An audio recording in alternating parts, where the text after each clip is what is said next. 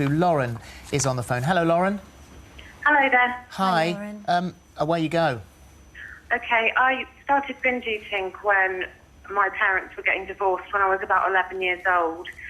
And I would go to the cupboard and take the food and nobody would question me as to where that food had gone, but I would hide and eat it. And the binge eating has continued since then. My weight has gone up and down. At the moment, it's up at about 17 stone. I have managed to lose weight before, but I do go back to my old ways of hiding and eating food, and I tend to do it in the evenings when the children are in bed. And I thought that this didn't affect my children, but my middle daughter is 7, and she's been hiding and eating food since she was about 3. So she's copying your behaviour. Can I ask you a question? When Adam was talking about when he was binge eating and then going on to throw up, which isn't something that you do, he had this sort of feeling of release when he was doing it and wasn't focusing on anything. When you're binge eating and eating, is that something that you recognise? Oh yeah, definitely. It's like an addiction. I can only imagine it's like what, say, alcoholics would feel about alcohol. I need my chocolate of an evening. That's what I binge on. And as an example, last night I had a large bar of dairy milk as well as a large share pack of mini eggs, and I ate that all to myself. And I'm feeling the effects today. I feel ill, and I am worried because my parents are both diabetic, and I worry that I'm going to go that way too, and I can't stop myself from binge eating. And what weight are you? I'm about 17 stone. Yeah, okay. Okay. Well, Lauren, how old are you now, or how long have you had bulimia for? I wouldn't I don't say think bulimia she hasn't got because I bulimia. haven't She's not been making sick. herself ill. Oh, sorry, binge eating. Binge eating since I was about 10 or 11 years old, and I'm now 30. Right, okay, yeah. So, yeah, there's a difference. There's bulimia where you eat and you vomit. There's anorexia where you starve yourself. Then there's binge eating. And binge eating is far more common than bulimia and anorexia put together. You know, and it's equal sexes as well. Now, the medical concern I've got, Lauren, is that both parents are diabetic. Are they overweight? Have they been overweight? Yeah, they're both overweight and taking tablets. Yeah, right. Now, because there's diabetes there in both parents, and you're eating an awful lot of sugar every single day, then you are at increased risk of diabetes. So I think the first thing is you should see your GP and just have a test regarding the diabetes, and that has to be addressed. Now, you've also asked, how can I stop binge eating for good? Well, I mean, Lauren, my thing was, first of all, don't beat yourself up for it. You know, that's the worst thing. You can get into this cycle of just, like, being guilty and blaming yourself.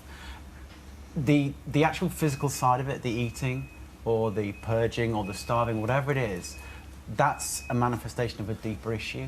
You need, I mean, I hate to bring up your childhood, but you say it started when your parents were getting divorced. You probably were very lost, and I imagine, you know, you had no sense of control because your world had been torn apart. That's now become your fix, is you can control this one thing. I can fixate all day about sitting here and eating chocolate, because that just gets you through the rest of the day. It blankets out the rest of the noise. You need to look at the deeper issues. You know, the food isn't... This is my big thing with eating disorders. Everyone sees that as the issue, you know, the medical condition. It's the psychological condition you need to deal with first. You need to talk to somebody, you know, get advice from somebody, or talk to your own family about, you know, the things which are actually making you need this trigger. Lauren, do you think you ever dealt with those issues when you were a child properly about your parents' breakup? I have had CBT recently, and I've just started counselling last week. Oh, good. And the issues that are underlying for me really is the violence I grew up with from my father. So I think having the counselling hopefully will deal with those issues. And I am taking antidepressants, and I'm feeling happier in other ways, and I do feel in control of my life. And, you know, I'm getting showered and dressed and feeling happier in that way, but every day, the small baby steps. I mean, that's the one thing I would say, Lauren, as well. Just don't think this defines you. That's one of the big things out there. Everyone thinks as soon as you have one of these issues, that's who you are as a person. It doesn't define you.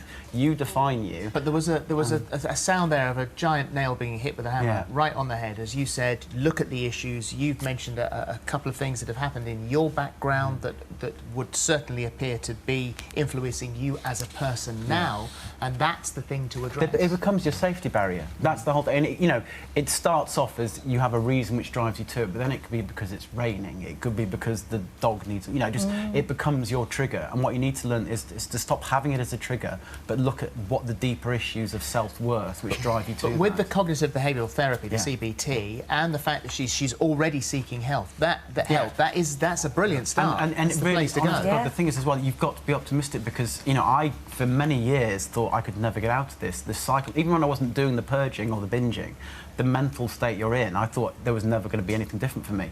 It does change, and you are happy and you find yourself.